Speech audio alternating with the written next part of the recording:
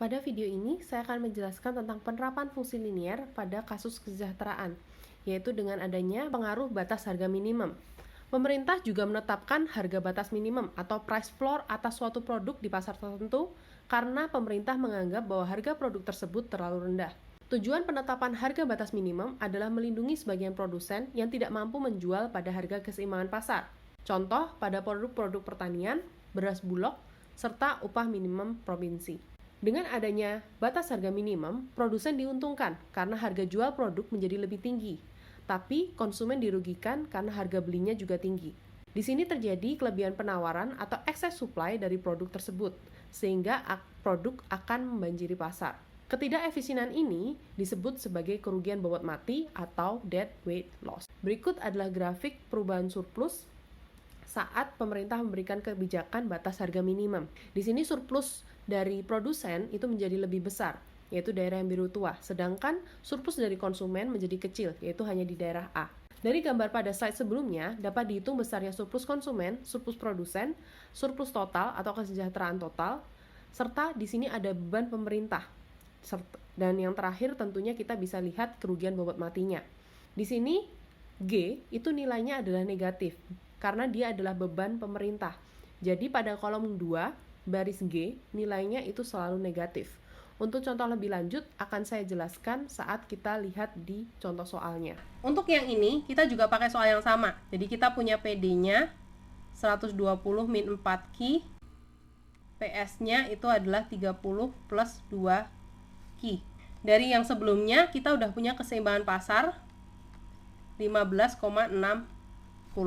Jadi kalau keseimbangan pasar udah dihitung satu kali, ya udah pakai aja lagi, nggak masalah.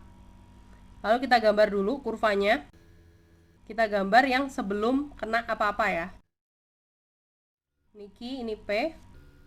Di sini saya gini langsung aja. Ini 30, ini 120.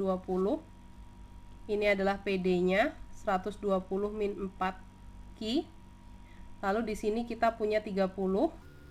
Di sini kita punya 15, 60. Ini adalah PS-nya 30 plus 2 Ki.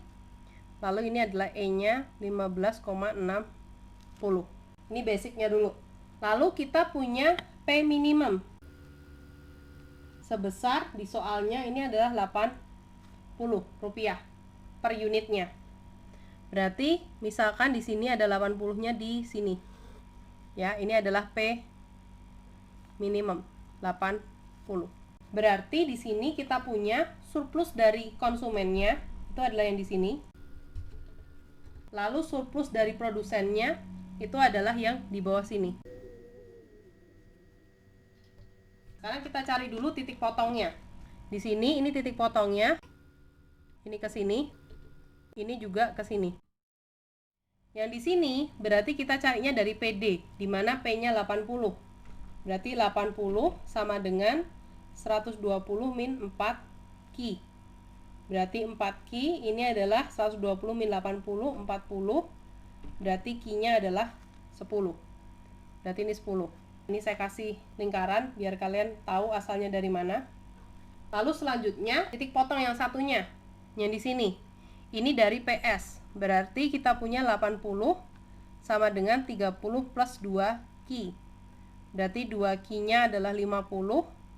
Ki-nya adalah 25. Ini 25. Oh ya, belum saya tulis. Berarti di sini 25. Sekarang baru kita hitung. Kita analisis yang tadi. Sama. CS, PS, G, dan W.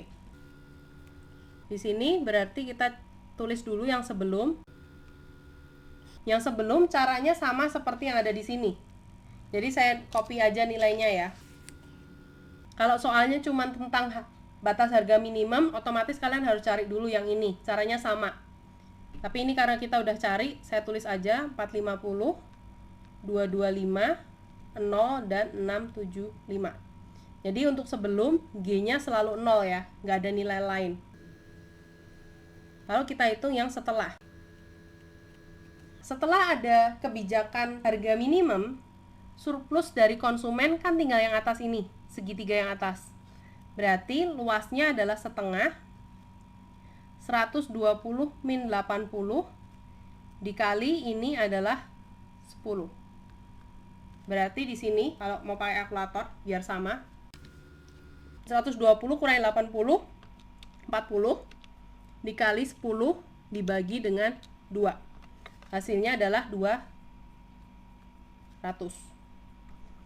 Lalu untuk PS-nya gimana? PS-nya berarti luasan yang di bawah ini.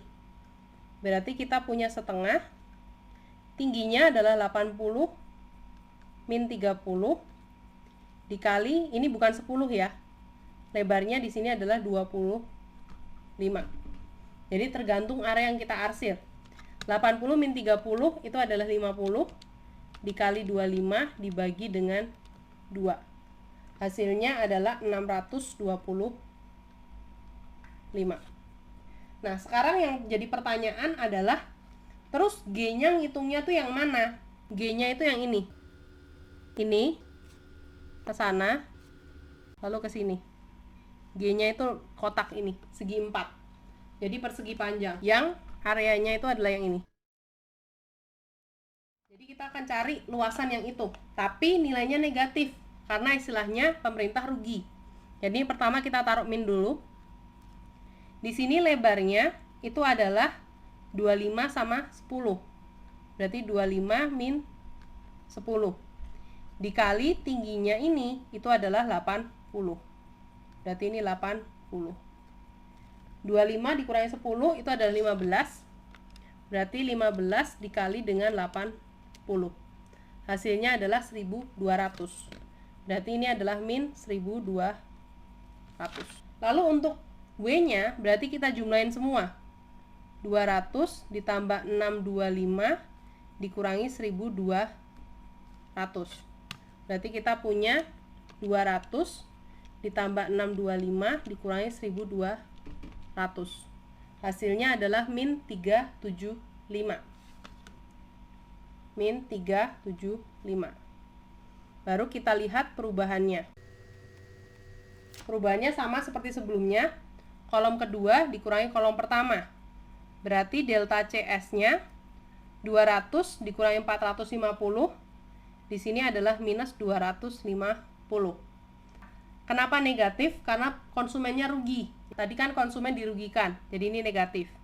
Lalu delta PS-nya itu adalah 625 dikurangi dengan 225.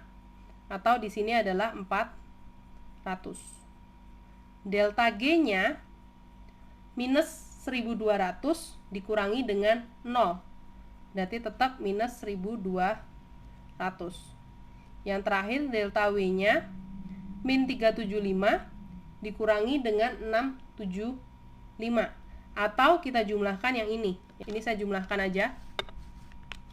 Minus 250 ditambah 400 dikurangi 1200. Hasilnya adalah 1050.